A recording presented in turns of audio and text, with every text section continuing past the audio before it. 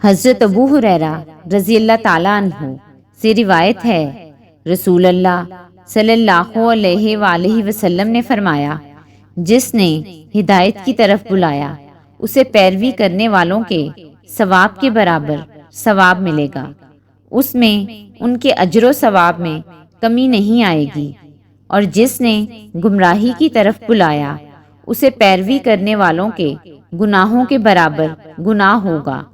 اس سے ان کے گناہوں میں کمی نہیں آئے گی۔ حضرت ابو حذیفہ رضی اللہ تعالیٰ عنہ سے روایت ہے، رسول اللہ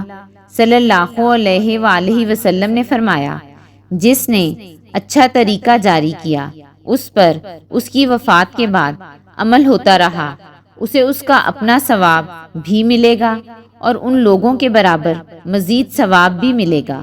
البتہ ان کے اجر و ثواب میں کوئی کمی نہیں کی جائے گی۔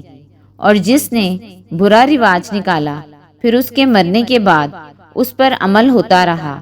اسے اس کا اپنا گناہ بھی ہوگا اور ان لوگوں کے گناہ کے برابر مزید گناہ بھی ہوگا، البتہ ان کے گناہوں میں کوئی کمی نہیں کی جائے گی۔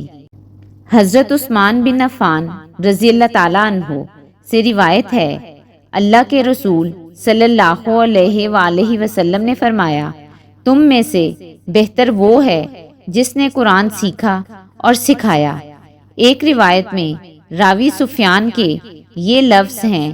تم میں سے افضل وہ ہے